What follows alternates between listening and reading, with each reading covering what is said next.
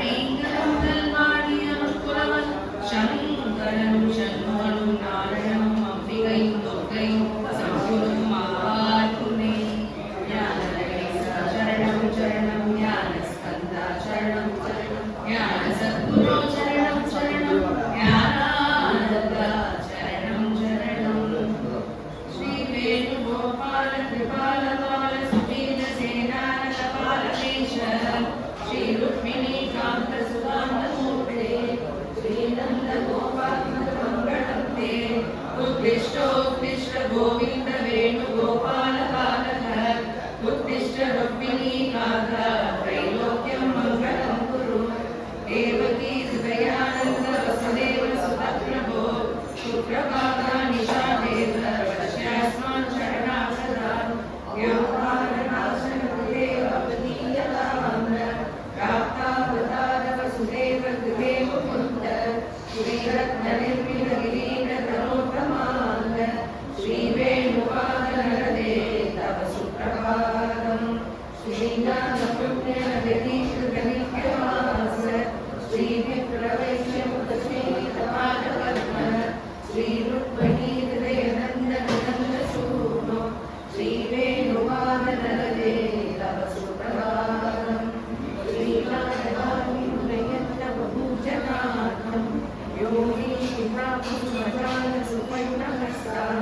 देवस्त्रियोऽपि गुणगानशक्ता श्रीवेणुवादनरदे तव सुप्रभातम् जातिसुषम्भगमनोहरमल्लिकार्ये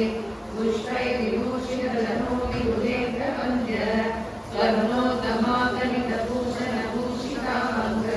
श्रीवेणुवादनरदे तव सुप्रभातम्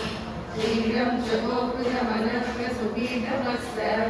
माताय पुष्पफलकुङ्कुमसङ्गनानि भक्ताश्रियस्तवनिजत्पुरुषा भजन्ते श्रीवेणुवादनरदे तव सुप्रभातम् हंसासुराक्षपक्षिसङ्गा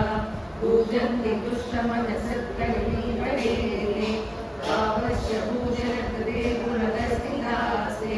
श्रीवेणुवादनरदे तव सुप्रभातम् साम्राज्ञा समनिधा सुधबन्धुयुक्ता नित्यादिरादिकरणान्तविशुद्धसिद्धा भक्तशनाथमुपयान्ति बहुप्रदास्ते श्रीवेणुवादनरदे तव सुप्रभातम् ज्ञानाविकासचरस्वपूजितोय श्रीशङ्करो विजयते तव पुण्यदेशे दत्ताभिदर्शनकुलेव भवभयानि श्रीवेणुपादनरदे तव सुप्रभातम् श्रीकार्तिकेयगजभक्तनवग्रहानि संशोभमानविमलालय विश्ववन्द्य श्रीगोपिकायुवतिसङ्घसुभाग्यविश्वा श्रीवेणुपादनरदे तव सुप्रभातम् गोभक्तनोहरमचातुर्पुण्यकीर्ते श्रीरामधेनुसुरराजगुणाभिषेक गोविन्द गोपकुलभक्तजनातिहारे श्रीवेणुवादनरदे तव सुप्रभातम् स्वस्नानि रत्ननिवहाशगृहाणि देव यस्य प्रसादसुलभानि भवन्ति नूनम् पुत्राश्चदेव सुधियो विनयान्विताश्च श्रीवेणुवादनरदे तव सुप्रभातम् भजन्तु भुवनेषु जयश्च धर्मा सत्यं च देव करुणाविनयस्य नित्यं नामानि पुण्यजनकानि जगन्तु सर्वे श्रीवेणुवादनरदे तव सुप्रभातम् श्रीनिशिदेन रथिरामनिदासुरर्या श्रीवेणुगोपकुलबालकपुष्टयेष्य श्रीवेणुवादनरदे तव सुप्रभातम्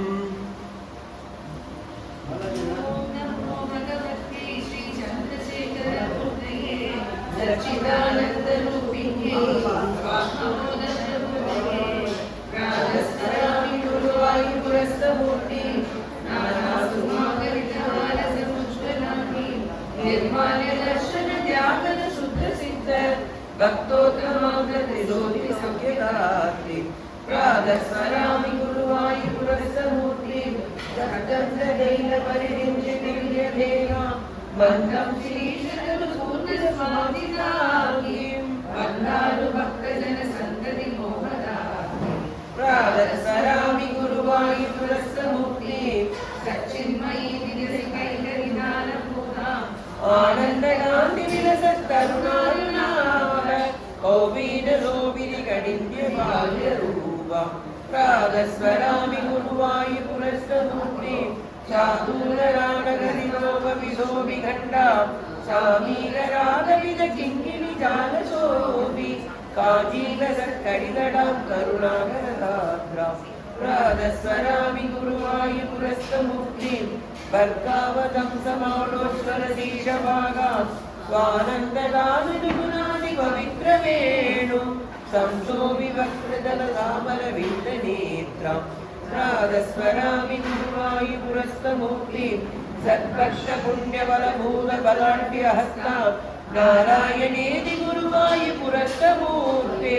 कृष्णेति भक्तजनशोभितसत्प्रभावं स्वागारशीलपरिशुद्धपवित्रसिद्ध स्वावेदभक्तपरिभूषितपादपद्मं स्वानन्दनं गुरुमरुत्पुरराजमानं स्वामीष्टदाननिपुणं मवाश्रयेयं प्रातस्मरणरूपं यत् गुरुवायुपुरे चित् स्तोत्रं तत्पठतां भक्त्या शानन्दं तदा कौसल्या सुप्रजा रामपूर्वा संध्या प्रवर्तते उत्तिष्ठ नरसार्दूल कर्तव्यं दैवमात्मिकम् कौसल्या सुप्रजा रामपूर्वा संध्या प्रवर्तते उत्तिष्ठ नरसार्दूल कर्तव्यं दैवमात्मिकम् उत्तिष्ठोत्तिष्ठ गोविन्द उत्तिष्ठ गरुडध्वज उत्तिष्ठ कमलाकान्ता त्रैलोक्यं मङ्गलं कुरु उत्तिष्ठ गोविन्द उत्तिष्ठ गरुडध्वज उत्तिष्ठ कमलाकान्ता त्रैलोक्यं मङ्गलं कुरु समस्तजगदां मधुरैरवारे वक्षो विकारिणि मनोहर दिव्यमूर्ते श्रीस्वामिनी सिद्धजनप्रियदानशीले श्रीवेङ्कटेश दैते तव सुप्रभातम् समस्तजगदां मधुरैरवारे वक्षो विकारिणि मनोहर दिव्यमूर्ते श्रीस्वामिनी सिद्धजनप्रियदानशीले श्रीवेङ्कटेश दैते तव सुप्रभातम् तव सुप्रभातमरविन्दलोचने भवतु प्रसन्नमुखचन्द्रमण्डले विधिशङ्करेन्दवनिकाभिरक्षिते वृषशैलनाथदैते दयानिधे अद्यादिसप्तऋषयः समवास्य सन्ध्याम् आकाशसिन्धुकमलानि मनोहराणि आदाय पादयुगमर्चयुगं प्रपन्ना शेषाद्रिशेखरविभो तव सुप्रभातम् पञ्चाननाब्जभवषण्मुखवासवाद्य त्रैविक्रमादिसरितं विबुधास्तुवन्ति पाशापदिक्पटति वासरशुद्धिमार शेषाद्रिशेखरविभो तव सुप्रभातम् ईशः प्रफुल्लसरसीरुघनारिकेलभूगर्भमादिसुमनोहरपालिकानाम् आवादिमन्दमनिलस्सर दिव्यगन्धैः शेषाद्रिशेखरविभो तव सुप्रभातम्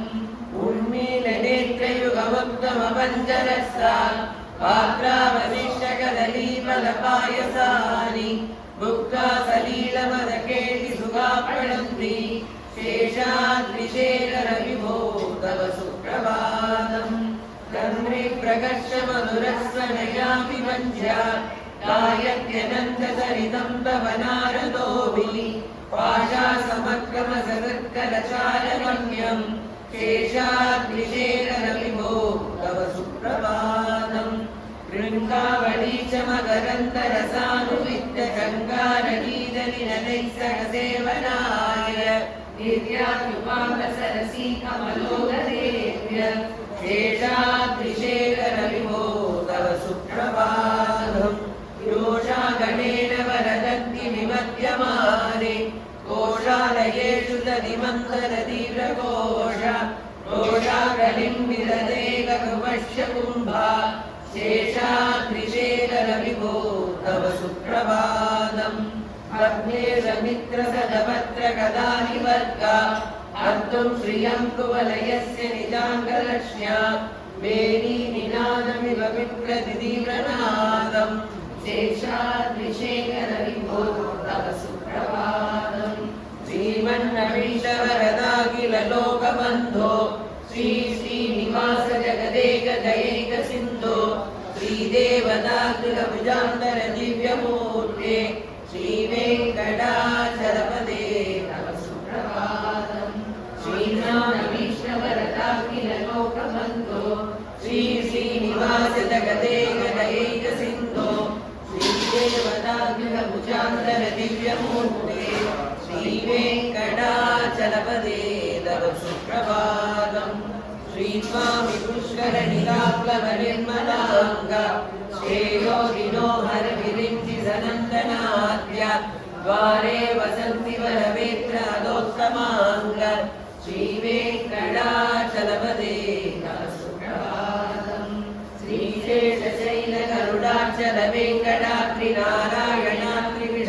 श्रीशेषशैलगरुडाचलवेङ्कटाद्रिनारायणाद्रिविषवाद्रिविषाद्रिमुख्या आज्ञां तदीयवसदेरनिसम्पदन्ति श्रीवेङ्कटाचलपदे तव सुप्रभातम् सेवाम्बराशिवसुरेश कृशानुधर्म रक्षो मुनाद भवमानधनादिनाद भक्ताञ्जलि प्रविलसन्निरसीश्वरेश श्रीवेङ्कटाचलपदे तव सुप्रभातम् वाणीषु देव्यराज नृकादिराज नागादिराज गजराज हयादिराज स्वर्गाधिकार महिमादिगमग्रयन्ते श्रीवेङ्कटाचलपदे तव सुप्रभातम्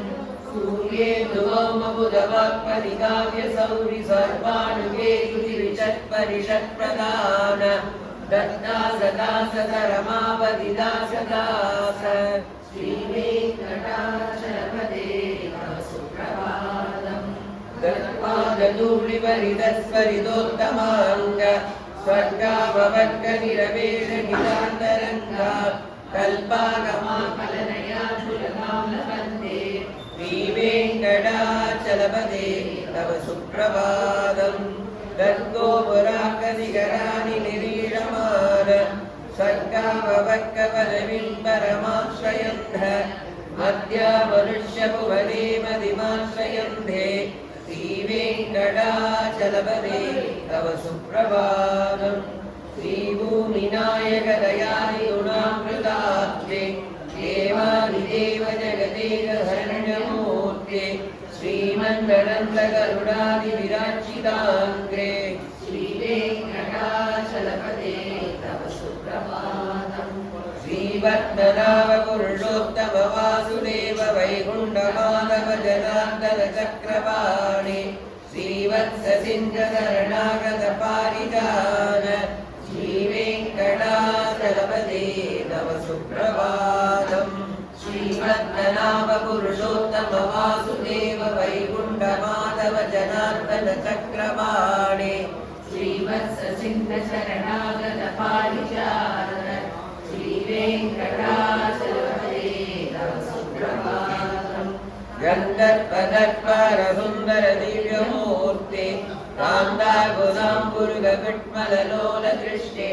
कल्याण निर्मल गुणाङ्कर दिव्यकीर्ते श्रीवेङ्कटाचलपदे तव सुप्रभातम्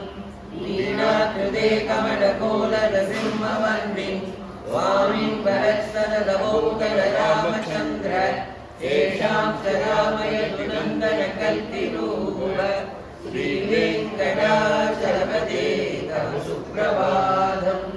येलालवङ्गगणसारसुगन्धतीर्थम् दिव्यं यस्सदधिहेव गणेशपूर्णम् हृत्वाद्यवैदिकशिखामणय प्रकष्टा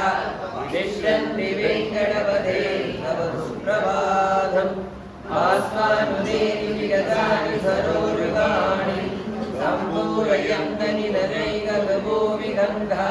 श्रीवैष्णवा सततमद्वितमङ्गलास्ते रामाश्रयन्ति तव वेङ्कटसुप्रभातम् ब्रह्मादयः सुरवरासमहर्षयस्ते सन्दस्सनन्दनमुखास्तव योगिवर्या मामान्विके तव किमङ्गलवस्तु हस्ता श्रीवेङ्कटाचलपते तव सुप्रभातम् लक्ष्मीनिवासनिरवद्यगुणैकसिन्धो संसारसागरसमुद्रगणैकसेदो वेदान्तवेद्यैकवैभवभक्तभोग्य श्रीवेङ्कटाचलपते तव सुप्रभातम् लक्ष्मीनिवासनिरवद्यगुणैकसिन्धो संसारसागरसमुद्रगणैकसेदो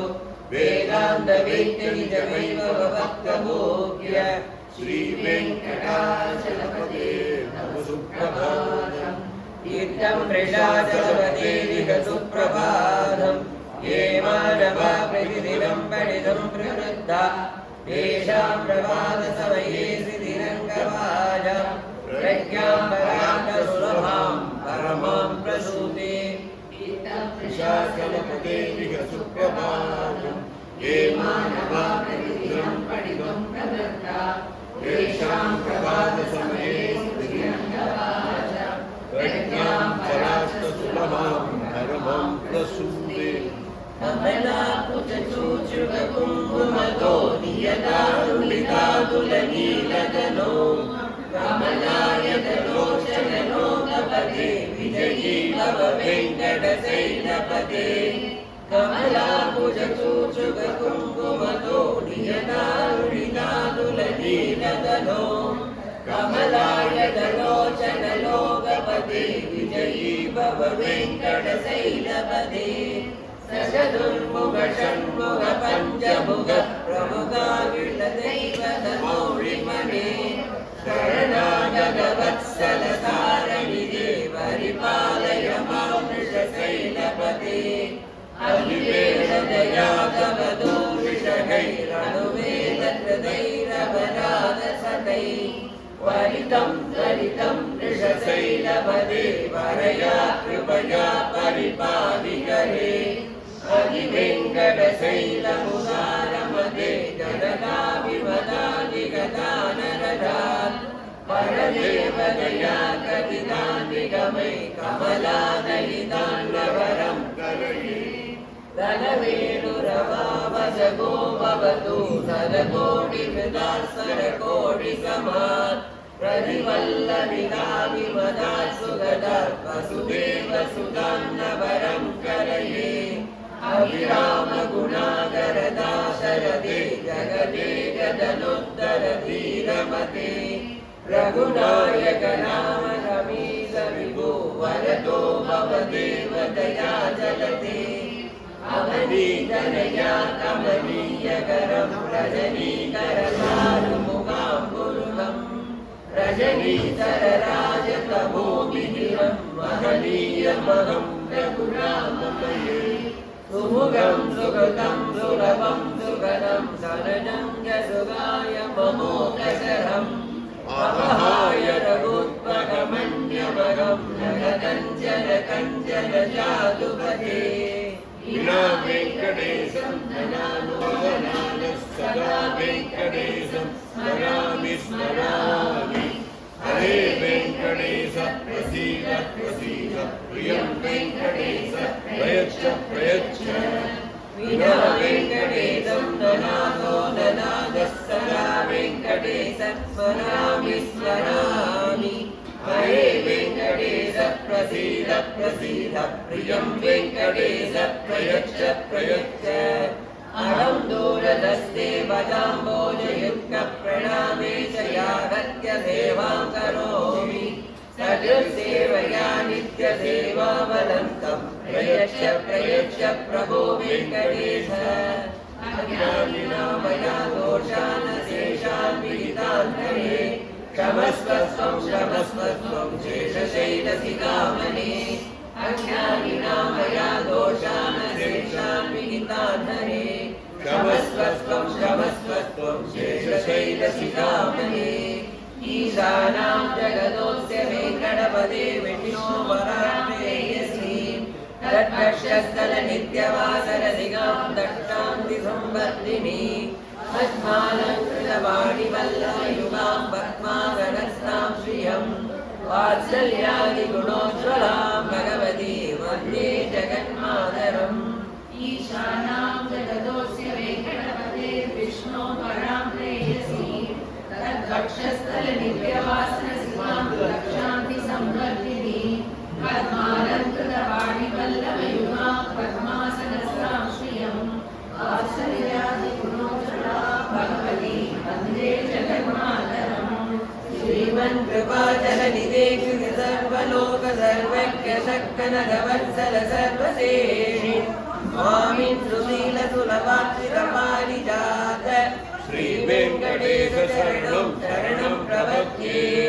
श्रीमन्कृपाजलनिधे सर्वलोक सर्वज्ञ शक्कनरवत्सल सर्वसेनि स्वामिन् सुशीलसुलभाक्षितपारिजात श्रीवेङ्कटेश शरणं शरणं प्रपद्ये आनो पुराकिरजुदान सुगन्धि पुष्पसौरभकरोतमसन्निकेशौ सौम्यो ददानुभवने विनमानुभाव्यो श्रीवेङ्कटेश शरणं शरणं प्रपद्ये सत्यो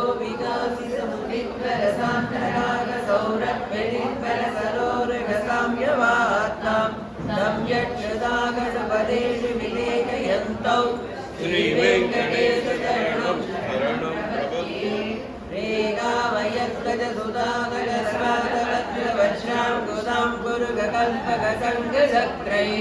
भव्यैरलङ्कृतललौ वरदत्तसिन्धे श्रीवेङ्कटेश शरणं शरणं प्रपद्ये ताम्रोदररुचिपराजितपद्मरागौ भाग्यै मघोरविभूतमहेन्द्रनीलौ उद्यन्नगं सुविरुदस्तशशाङ्कपाशौ श्रीवेङ्कटेश शरणं शरणं प्रपद्ये सप्रेमवीदिकमलाकरपल्लवाभ्या सम्भागनेति सपदिक्रममाददानौ कान्तावङ्गमनकोचरसौकुमार्यौ श्रीवेङ्कटेश शरणं शरणं प्रपद्ये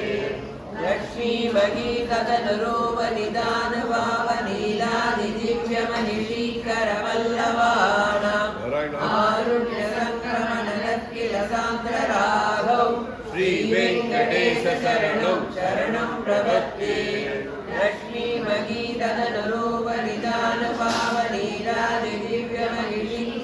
लक्ष्मीमगीततनुरूपनिदानवावनीलादिदिव्यमनिशीकरवल्लवानां आरुण्यसङ्क्रमणलक्ष्मिलसान्द्रराघौ श्रीवेङ्कटेश शरणं शरणं प्रपद्ये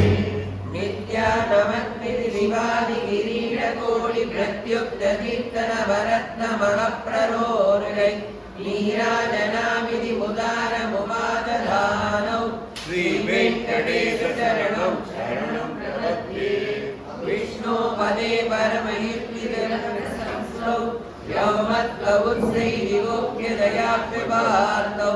भूयस्तदेति तव पाणिधनप्रविष्टौ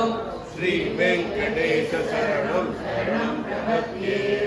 आत्माय संसदसानदिनाथैव दर्शितौ शरणौ शरणं प्रदेदि भूयोऽव्यमज्ञमिहितौ करदर्शितौ ते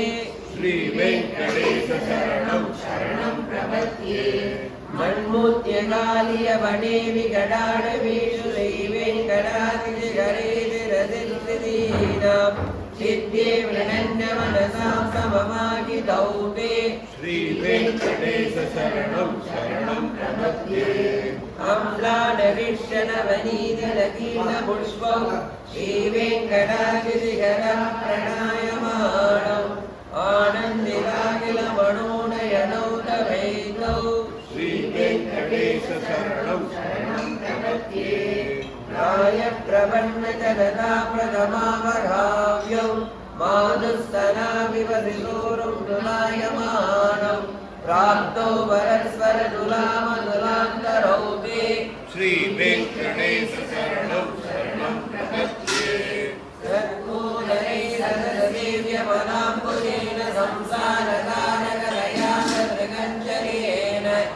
सौम्योपयन्द्रमुनिनामवदर्शितौ ते श्रीवेङ्कटेशशरणं शरणं प्रपद्ये सर्वोदरै सकलसेव्यपदाम्बुजेन संसारताडकदयात्तदृगञ्जलेन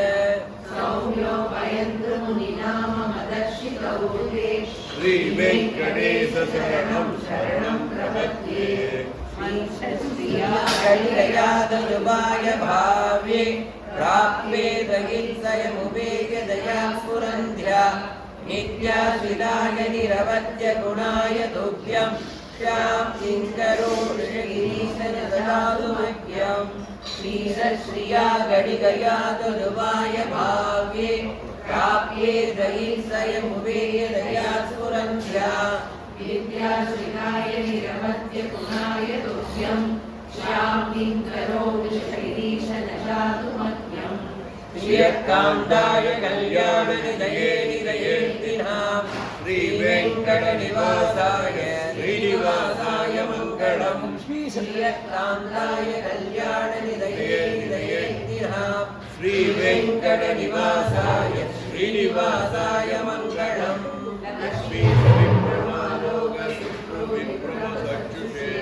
चक्षुषे सर्वलोकानां वेङ्कटेशाय मङ्गलम् विप्रमालोक सुप्रो विप्रमचक्षुषे चक्षुषे सर्वलोकानां वेङ्कटेशाय मङ्गलम् श्रीवेङ्कटाद्रिसिंहाङ्गमङ्गलाभरणाश्रये मङ्गलानानिवासाय श्रीनिवासाय मङ्गलम् सर्वामेव सौन्दर्यसम्पदा सर्वदेवता सदा सम्मोहनायास्तु वेङ्कटेशाय मङ्गलम् नित्याय निरवध्याय सत्यानन्दसिदात्मने सर्वान्तरात्मने श्रीमद्वेङ्कटेशाय मङ्गलम् सर्वविदे सर्वशक्तये सर्वशेषिणे सुलभाय सुशीलाय वेङ्कटेशाय मङ्गलम् परस्मै ब्रह्मणे पूर्णकामाय परमात्मने प्रयुक्ते वरदत्वाय वेङ्कटेशाय मङ्गलम् आगारदत्तमर्शान्तमात्मनामनुपश्यताम् अकृत्यं गुणरूपाय वेङ्कटेशाय मङ्गलम् रायशरणं पुंसां शरण्येन पाणिना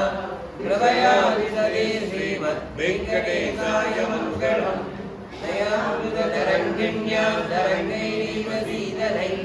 आङ्गैरिञ्जने विश्वं वेङ्कटेशाय मङ्गलम् शरभूषाम्बरहेदीनां गुणमामकमूर्तये गर्वाद्विगमनायास्तु वेङ्कटेशाय मङ्गलम् श्रीवैकुण्ठविरक्ताय स्वामि पुष्करणीगणे रमया रममानाय वेङ्कटेशाय मङ्गलम् श्रीवैकुण्ठविरक्ताय स्वामी पुष्करणीगणे रमया रममानाय वेङ्कटेशाय मङ्गलम् श्रीमत्सुन्दरधामातृमुनिमानसवाधिने सर्वलोकनिवासाय श्रीनिवासाय मङ्गलम् श्रीमत्सुन्दरधामातृमुनिमानसवाधिने सर्वलोकनिवासाय श्रीनिवासाय मङ्गलम् मङ्गलाशासनवरैर्मदाचार्य पुरोगमै सर्वैश्च पूर्वैराचार्यैः सत्कृतायास्तु मङ्गलम् மங்களகணமணி கேசவனை உங்கள் இருபத்தி சேவையா செல்வியங்கி அங்கரை கொண்ட ஆற்றை அணிப்புதுவை பைந்தமிழ கஞ்சலியம் பட்டவிழான் போதை சொன்ன சங்க தமிழ் வாரை 30 தப்பாமே இங்கு பரிசுரைப்பால் நீர் நின்று மாந்தரை தோல் செங்கட் நிறுவகத்து செல்வத் திருவானா எங்கும் திருவருள் பெற்று இன்புருவாய் மங்களகணமணி மாதவனை கேசவனை நீங்கள் திருமுகத்து சேவையா செல்வியங்கி அங்கரை கொண்ட ஆற்றை அணிப்புதுவை பைந்தமிழ கஞ்சலியம் பட்டவிழான் போதை சொன்ன சங்க தமிழ் வாரை 30 தப்பாமே இங்கு பரிசுரைப்பால் நீர் நின்று மாந்தரை தோல் திருவானா எங்கும் திருவருள் பெற்று இன்புருவாய் கோவிந்தன் வாழ்வோர் யோகிமணிமான் தோன்றும்போர் நீதியா நல்ல பக்தர்கள் வாழும்போர் நான்மைகள் போதும்போர்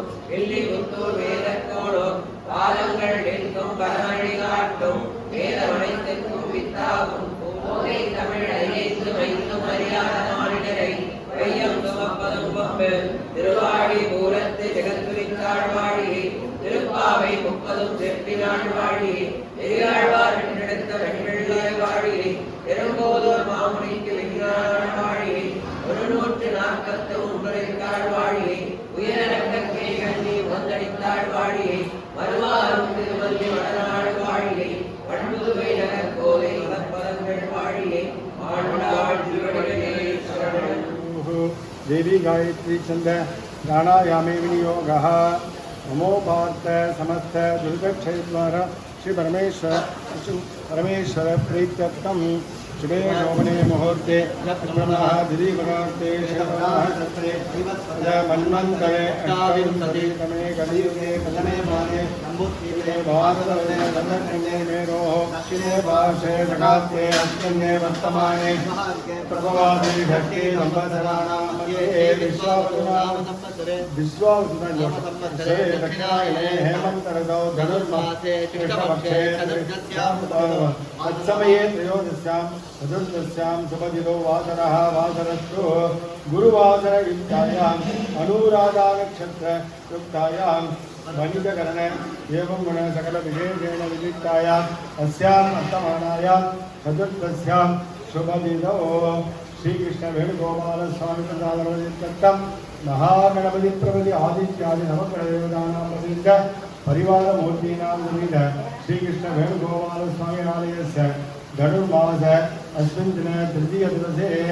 आवयोः सर्वेषां भारतीयानां महाजनानां च क्षेमस्थैर्यवीर्यविजयमैरारोग्य ऐश्वर्याणाम् अभिवृद्ध्यर्थं सर्वाभीष्टसिद्ध्यर्थं धर्मार्थकामिमोक्ष चतुर्विधफलपुरुषार्थसिद्ध्यर्थं इष्टकाम्यार्थसिद्ध्यर्थं उभयगर्तॄणां तत्तद्गृहे लक्ष्मीकटाक्ष नित्यकल्याण नित्यमङ्गल मनःकल्पित सकलविधकार्य आनुकूल्यतासिद्ध्यर्थं विशेषतः वेण्णिक्तायि कृष्ण अलंकार स्वरूप श्री कृष्ण वेणुगोपाल स्वामी अलंकार समये उभयगर्तॄणाम्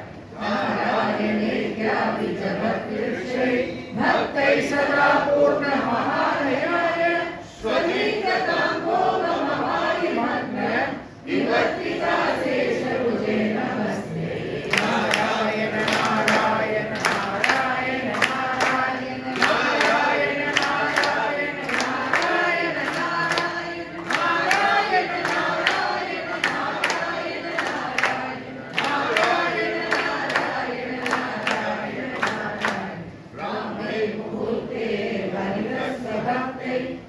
कृष्ण सर्वोत्तम विश्वरूप स्वदैव संसेवक रोगहर्ते वातालयाधीश नमो नमस्ते नारायण नारायण नारायण नारायण नारायण नारायण नारायण नारायण नारायण नारायण नारायण नारायण नारायण नारायण नारायण वदनं सदीयान् तव सन्निधाने दिव्यानदाना परिपालयस्ति सदा पदस्पृश्य पुराणरत्नं संसेवितायास्तु नमो नमस्ते नारायण नारायण नारायण नारायण नारायण नारायण नारायण नारायण नारायण नारायण नारायण नारायण नारायण नारायण विद्यानदात्रे जमनी सुरेभ्य नित्यं त्रिविस्तैः श्रीपूजिताय मात्रा च पित्रा च तदोतरेण सम्पूजितायास्तु नमो नमस्ते नारायण नारायण नारायण नारायण नारायण नारायण नारायण नारायण नारायण नारायण नारायण नारायण मही प्रणीतं स्तोत्रं पठेयस्तु नमस्तिकालं वातालये तस्य कृपावरेण तवेद सर्वाणि च मङ्गलानि नारायण नारायण नारायण नारायण नारायण नारायण नारायण नारायण नारायण नारायण नारायण गुरुवादपुरीश पञ्चशाक्यं सुधिरत्नं पठतां सुमङ्गलं स्यात् कृतिशादि विशेषारिस्वयन्तु कविनादायुरतुल्यदेवतान्ति नारायण नारायण नारायण नारायण नारायण नारायण नारायण नारायण नारायण नारायण नारायण नमामि नारायण पादपङ्कजं करोमि नारायण पूजनं सदा वदामि नारायण नाम निर्मलं स्मरामि नारायण तत्त्वमव्ययम् नारायण नारायण नारायण नारायण नारायण नारायण नारायण नारायण नारायण नारायण सुदेव कंससागरमर्दनं देवकी परमानन्दं कृष्णं वन्दे जगद्गुरुं पुष्पसङ्कासमहारणोपृतकन्ये केयूरं कृष्णं जगद्गुरुं पूर्णचक्रनिवासं वन्दे जगद्गुरुं चारु आसन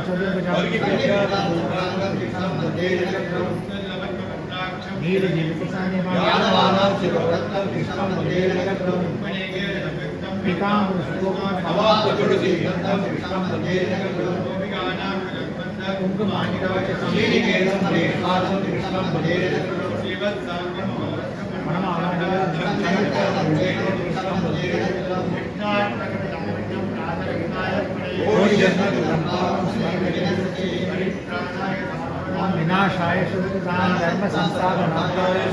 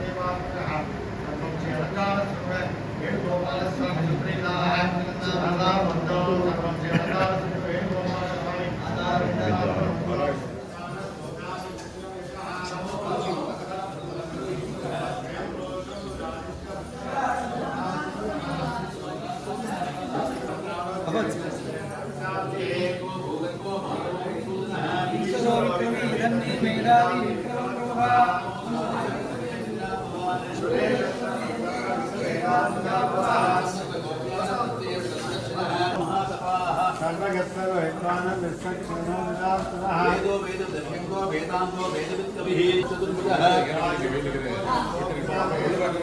अनगो विजयोजेता विश्वयोनिर्गुणः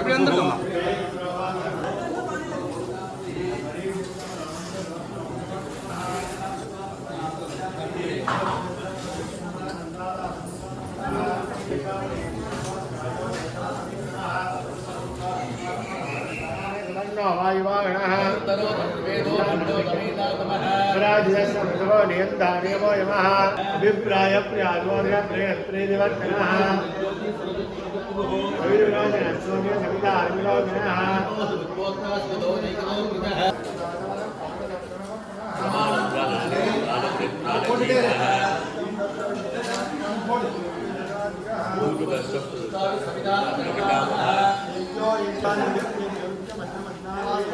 वासुदेवोपि रक्षतु नमस्कार बाबा அதுக்குள்ள யூடியூப் நான் தான் எல்லாம் கேமரா இது கூட நிற்கிறேன் ஆமாம் நல்லா பண்ணுறேன்